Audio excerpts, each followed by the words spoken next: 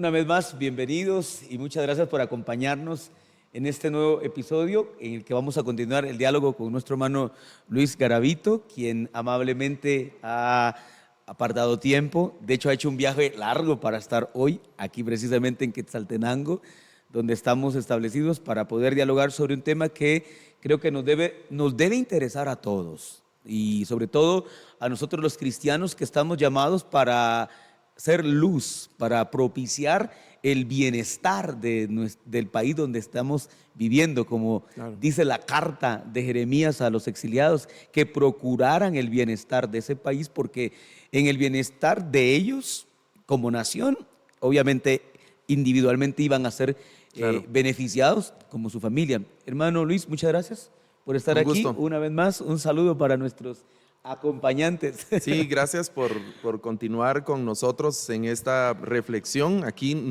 estamos en este set, nosotros dos, pero ustedes pueden participar también a través de sus comentarios, escribiendo y creo que los productores de estos programas tienen la tarea de interactuar también con los hermanos y amigos que se toman el tiempo para escribir sus reacciones, sus preguntas, comentarios, aportes a esta temática que como estamos diciendo, nos interesa a todos, nos debe interesar a todos. Y queremos abrir el diálogo. Claro. Así que muchas gracias por ese desafío, hermano Luis, de que todos los que están allá detrás puedan ser parte de este diálogo con su conocimiento, con sus inquietudes, con sus aportaciones para enriquecer este acercamiento, porque lo que buscamos es construir una teología bíblica del quehacer político, de la responsabilidad política que tenemos como ciudadanos, tanto del reino de Dios como también de, digamos, en el caso suyo y mío, ciudadanos guatemaltecos, y que como ministros del Evangelio también con la responsabilidad de generar cambios, de generar transformación, de propiciar desarrollo integral para las personas, porque creo que esta es una de las tareas que Dios nos ha enviado y que de alguna manera, para ir conectando con lo que hablábamos en la ocasión anterior, Dios asigna a Adán la responsabilidad de cuidar, y ahí se notan principios que están muy inmersos en el quehacer político. Por favor, repítanos esos 4 principios que usted mencionaba anteriormente. Claro, no están en orden jerárquico ni de importancia, creo que todos están en la misma altura de importancia, no se puede descuidar alguno de ellos. El tema de la delegación de autoridad, y eso implica muchas cosas, ¿no? Por supuesto. El tema de la justicia, el suprimir conductas inapropiadas. Desde la perspectiva bíblica, y vamos a decir desde la perspectiva también de la psicología, se habla de las retribuciones negativas y las positivas, aunque normalmente nuestros sistemas de justicia son eminentemente punitivos. Exactamente. Y no hay nada de galardones, ni de premios, ni de nada. El ciudadano que puntualmente paga sus impuestos por años, pues ni las gracias en ocasiones, porque pues es su responsabilidad, no, nada, nada, ni absolutamente nada. Pero debería haber algo de eso, ¿no? En algo de eso.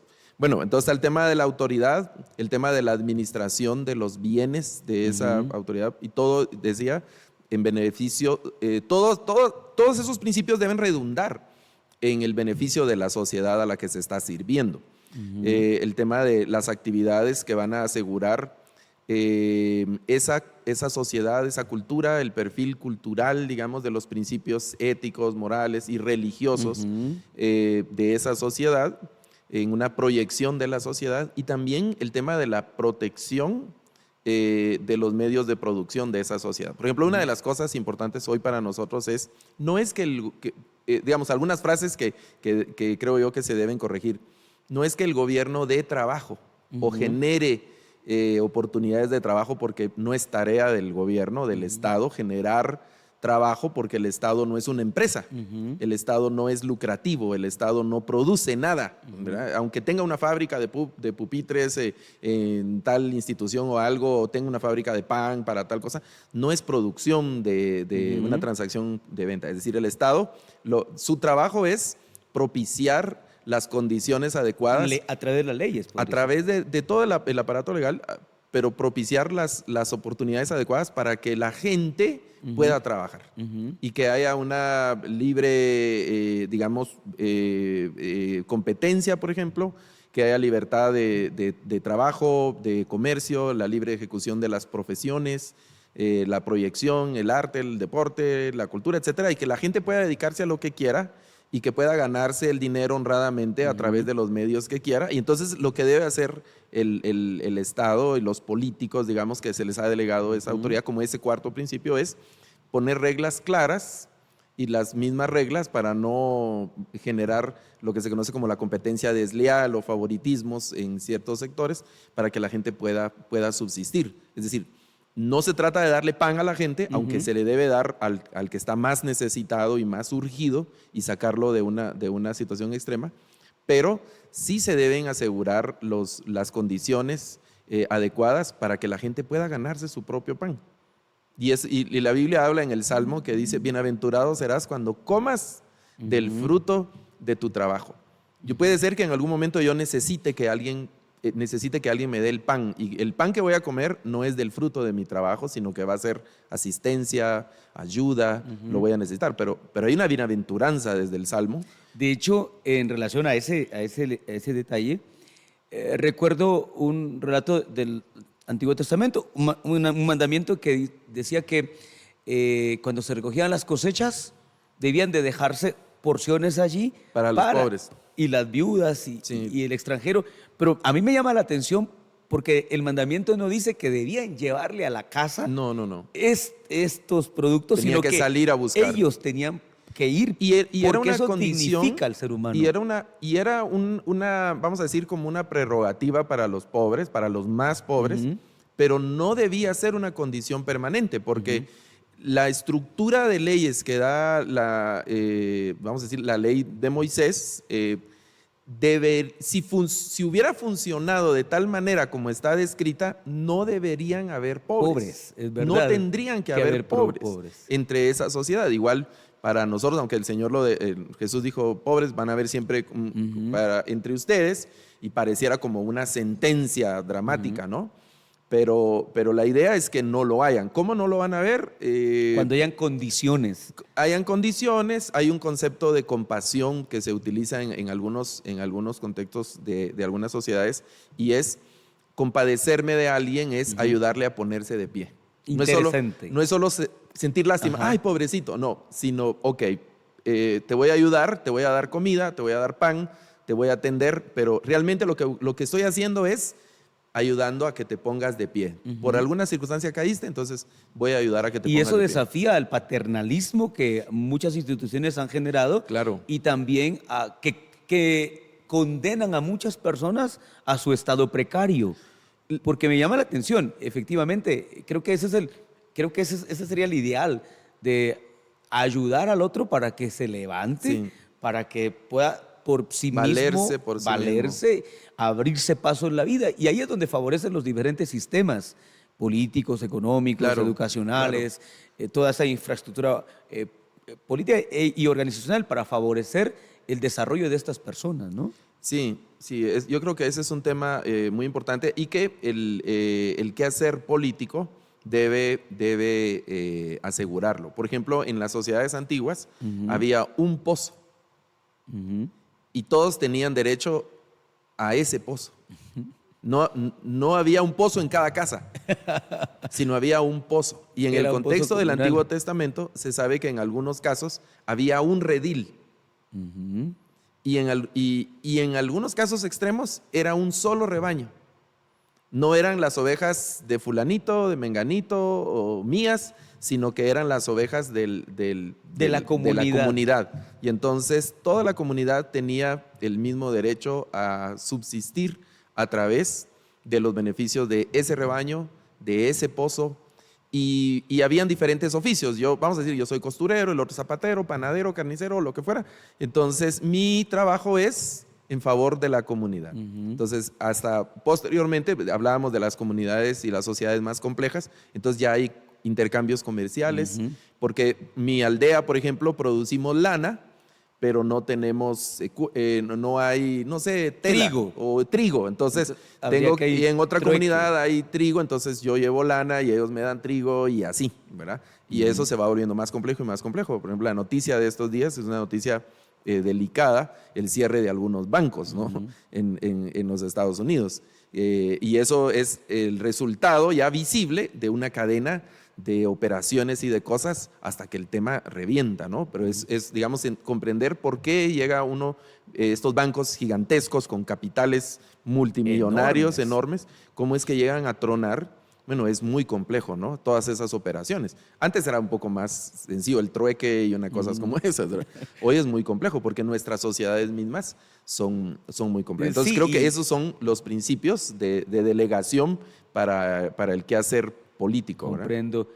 No, y estas sociedades que son más capitalistas, pues son inmisericordias ante las personas más vulnerables, porque Claro. son unos monstruos que devoran sin compasión a Sin las compasión. demás personas. Mire el proverbio. Y parte hay un proverbio y parte de la ley de Moisés. Cuando alguien se endeudaba, no le podían quitar su molino. No le podían quitar sus cosas con las que producía. Es decir, tenía un compromiso, pero no había que dejarlo sin posibilidades de subsistencia y sin posibilidades de trabajar. Sí, de ahí también viene tal vez lo más elaborado y lo que podríamos decir de mayor envergadura era la fiesta del jubileo, Sí. donde Se devolvía todo, donde se se reiniciaban perdonaba. las sociedades, ¿verdad? Sí. Porque Y se daba... es una cosa, bueno, el corazón humano es siempre... Nuestro creador nos conoce, ¿verdad? A la perfección, como lo hace él todo, a la perfección. Y hay una pequeña línea en la ley de Moisés que dice, cuando veas que viene el año del jubileo Ah, sí. y tu hermano viene a prestarte, no le cerrarás el corazón. Ajá. Porque podía ser también una treta, ¿no? Sí. Yo veo que viene el año del jubileo, entonces endeudémonos mucha ¿Por qué? y porque me tienen que perdonar la deuda, ¿no? Digamos, pensando muy mal del deudor. Pero la norma va dirigida al que tiene, al que puede prestar.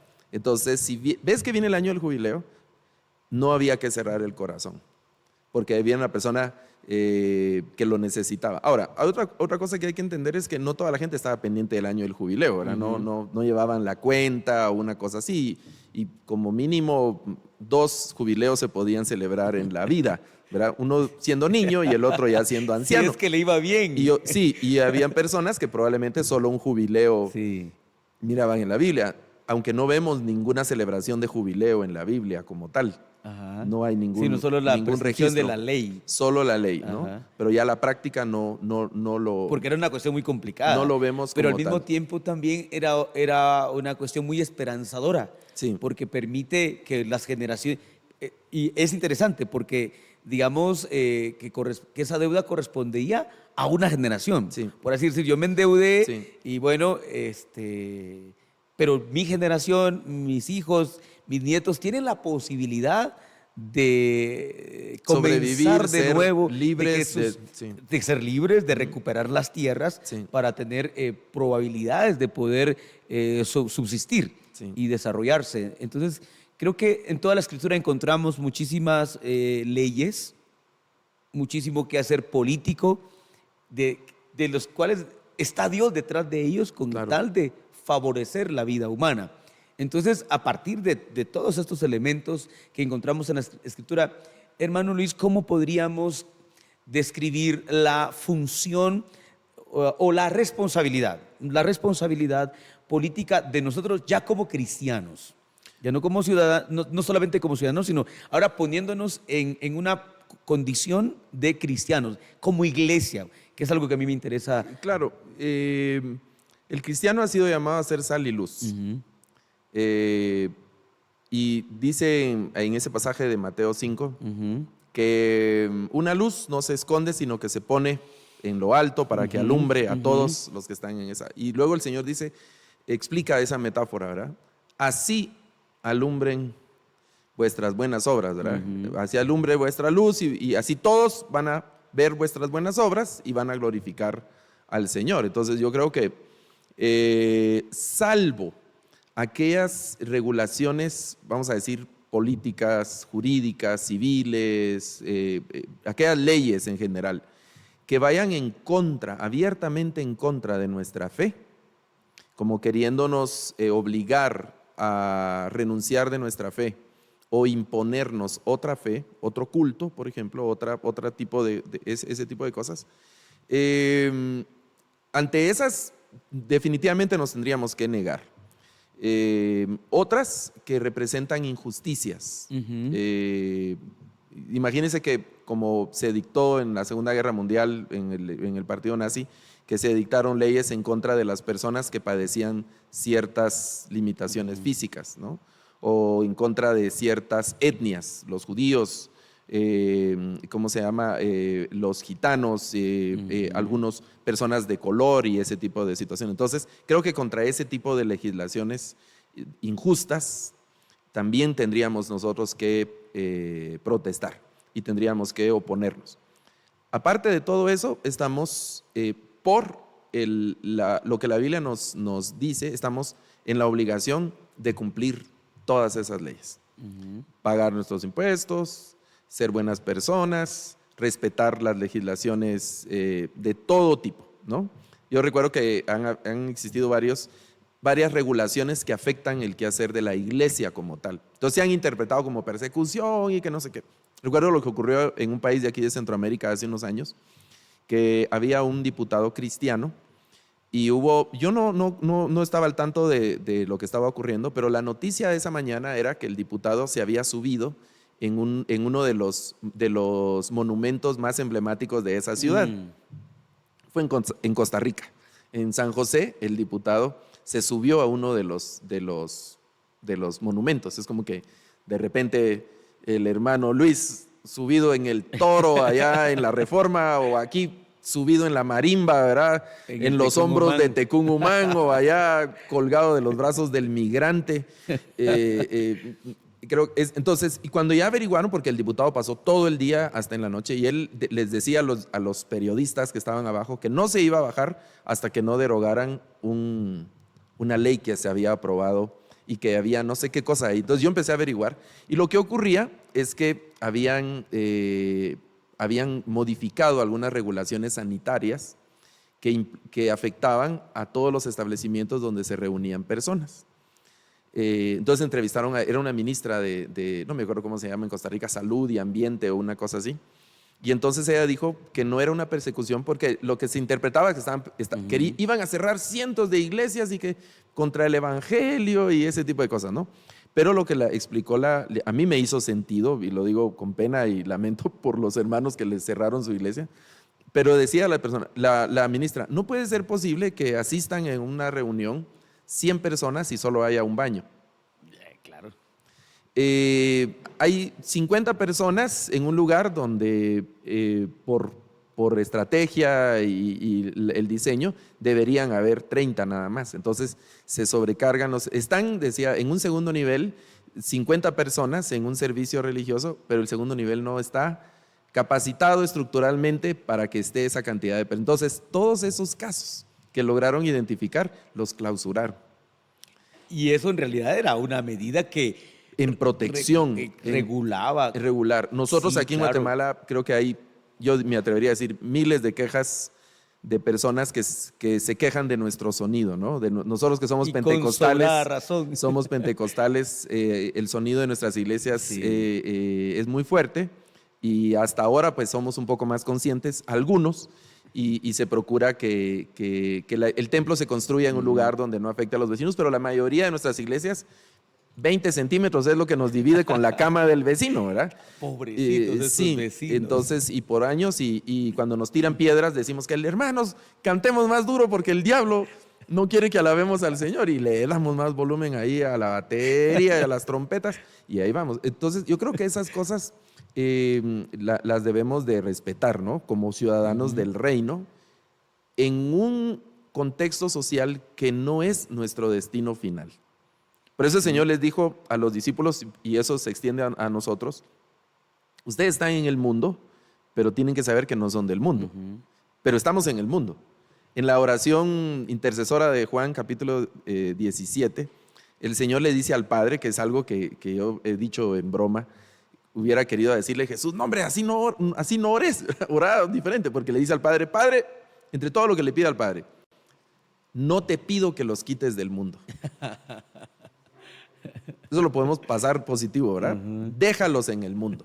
Guárdalos del mal, pero nos deja aquí para que seamos Porque tenemos una función. Sí, tenemos una función del reino, y no como lo interpretan algunos de andar llenos de oro. Sí, y no, sino de extensión del reino, así como nuestro ejemplo es nuestro Señor Jesucristo. Una vida sencilla, una vida entregada al ministerio. Probablemente no todos nos vamos a entregar 100% al ministerio, pero sí una sí contribuir vida a los propósitos de Dios. Sí, yo hago ministerio con mi profesión. Esa debe ser mi visión. Hago mi ministerio con mi profesión. Hago mi ministerio con mi negocio. Hago mi ministerio con mi familia, con mi matrimonio. Hago ministerio con mi conducta, con mi vida de comunidad. Hago mi ministerio. Entonces estamos llamados por la Escritura, obligados desde la perspectiva bíblica, a cumplir con las legislaciones de nuestras naciones. Es con las excepciones que ya hemos conversado. Claro. El ejemplo es, por ejemplo, aquellos 3 amigos de Daniel en Babilonia, hubo una orden real y ellos se fueron en contra de la orden del rey, rebeldes, una rebelión, hoy diríamos como desobediencia civil y no sé, ¿verdad? Pero implicaba que ellos... con muchas implicaciones. Sí, de la vida y todo eso. Pero eso implicaba que ellos se postraran ante una imagen extraña. Creo que esas serían las excepciones, ¿no? Y también lo que mencionaba de esos sistemas de justicia donde se afectan algunos sectores de la sociedad. Y creo que ahí tenemos un vacío, precisamente, porque por un lado hay personas que malinterpretan ciertos procesos, ciertas leyes, y por el otro lado se ignoran leyes, se ignoran... Eso es lo más trágico. Si el cristiano ignora la Biblia, no digamos... si ignora la Biblia, no está interesado. Yo recuerdo, y lo digo con mucha pena, hace 2 procesos electorales, tuvo que haber sido 2015 por ahí o 2011, en un contexto en una clase universitaria, estábamos hablando de este tema y había un hermano que discutía vehementemente algunos asuntos, pero estaba discutiendo fuera del contexto constitucional. Entonces yo identifiqué que el hermano no conocía realmente los artículos de la Constitución que él estaba intentando citar. Entonces le lancé la pregunta directa porque era el que más discutía y bueno. Entonces le pregunté, hermano, ¿usted alguna vez ha leído la Constitución? Entonces se detuvo y fue muy sincero. Dijo, no. Entonces se acabó la discusión. Definitivamente. Se acabó la discusión. Definitivamente. No es un tema de discutir de opiniones. Yo opino, yo pienso, yo creo, yo siento. Nosotros los cristianos somos muchos de sentir, ¿verdad? Y más los pentecostales. Sí, somos muchos de sentir. Yo siento, hermano. Sí, pero en el tema ese no es tanto de sentir, sino que está la Constitución. Definitivamente. Entonces, y ese es nuestro... Y luego está todo el aparato de leyes que van desde lo macro a lo micro, ¿verdad? Y todo nuestro quehacer ciudadano está regulado más o menos, ¿verdad? Para ir cerrando esta otra parte, hermano Luis, ¿qué consejo le daría usted a los pastores y líderes para que puedan desarrollar, si no una campaña, que sería lo ideal, pero que pudieran tener cierto interés en educar? Claro. Desde la palabra de Dios y, como lo mencionamos hace un momentito, desde nuestras leyes. Yo creo que hay que leer la Escritura junto con con todo el cuerpo de ley de un país. ¿Qué consejo le daría usted a los pastores para que puedan contribuir a la formación ciudadana, de tal modo que estos cristianos sean mejores personas, mejores ciudadanos, mejores cristianos y sobre todo en el contexto de las siguientes elecciones podamos ejercer un voto consciente, un voto responsable, que en realidad es mi interés, todos estos diálogos apuntan hacia ir creando una cultura de responsabilidad en nosotros los cristianos para poder, de esa manera, no solo ejercer el derecho, sino también la responsabilidad de elegir nuestras autoridades con mayor conciencia, procurando el bienestar. Bueno, yo creo que el trabajo de los pastores es trascendental, absolutamente trascendental, y de primera importancia y de gran influencia. Como muy pocos sectores en el país, el pastorado tiene la oportunidad constante de educar, de formar, todos los días.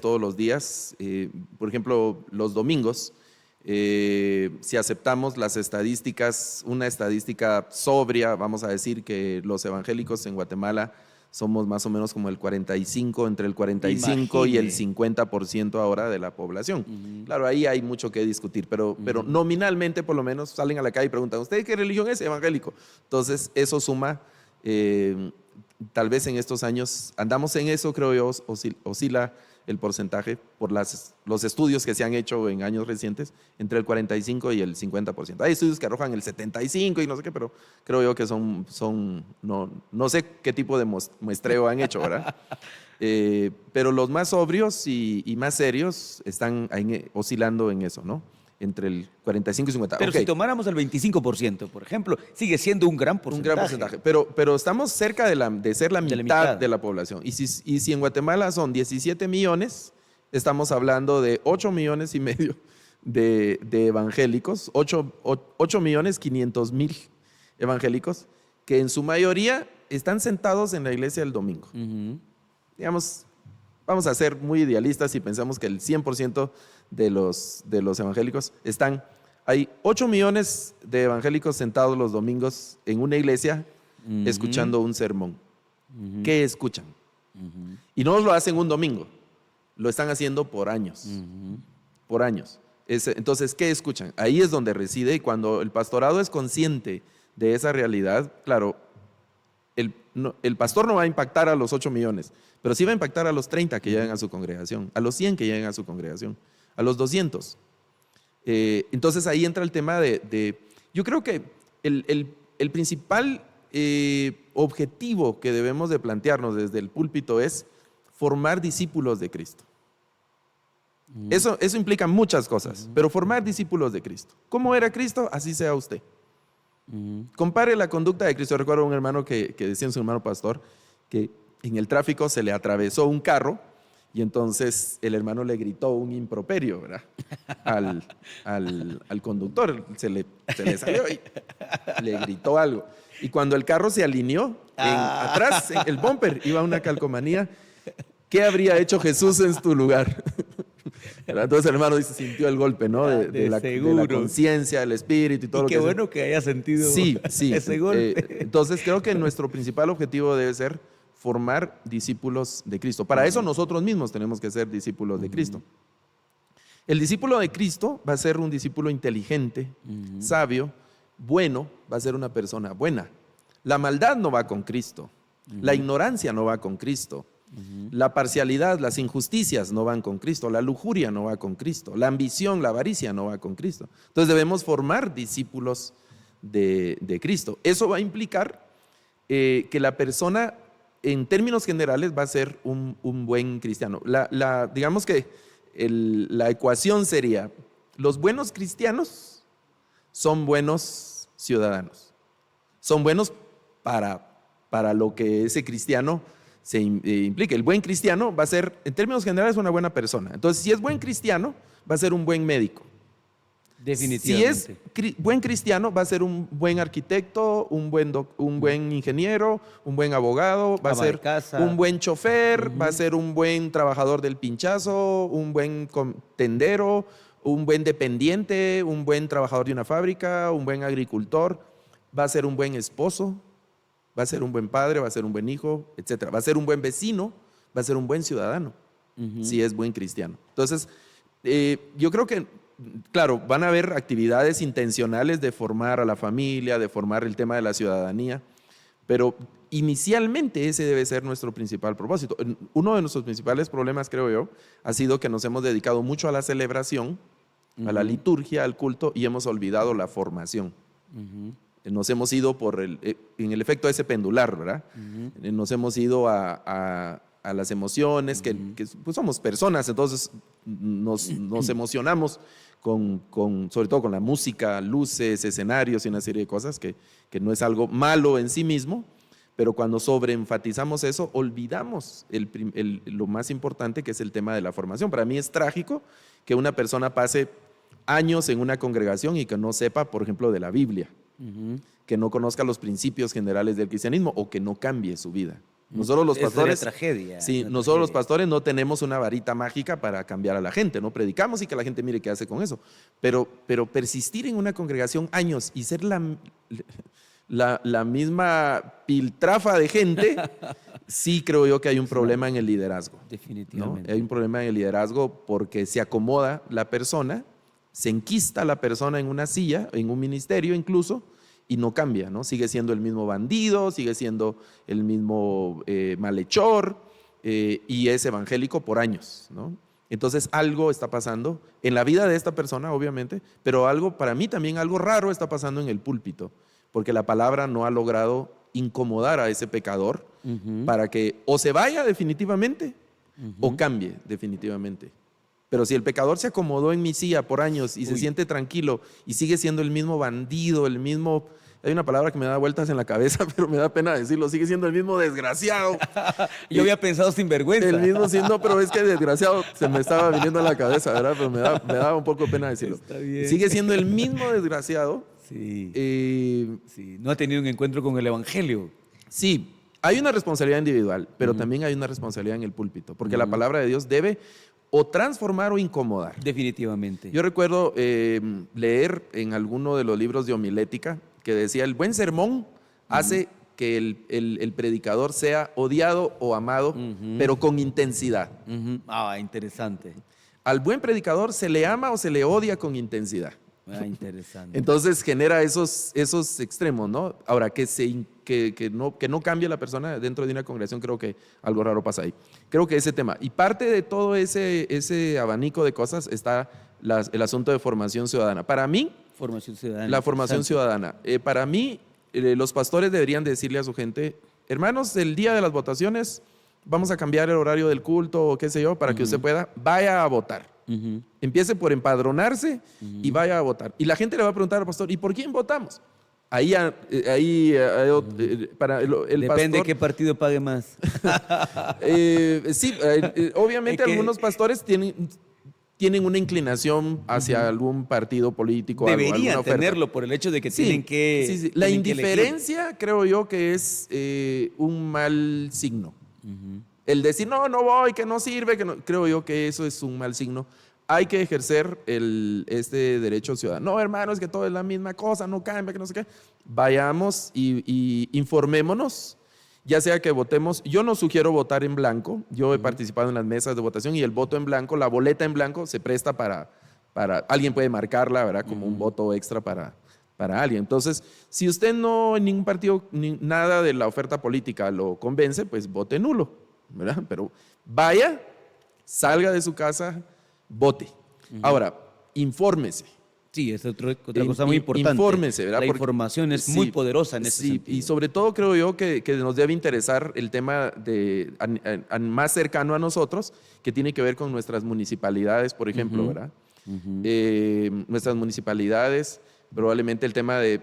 otra cosa que se sugiere es el famoso voto cruzado, es decir, no votar en todas las papeletas por el mismo partido, sino votar por otros partidos para que haya... por lo menos para que sea más difícil, ¿no?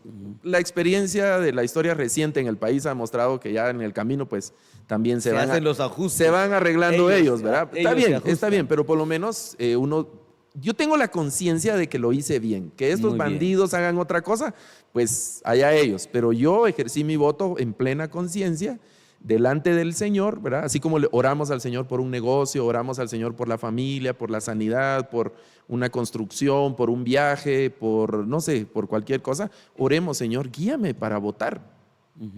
El Espíritu Santo también nos puede guiar para eso, o el Espíritu Santo tiene excepciones.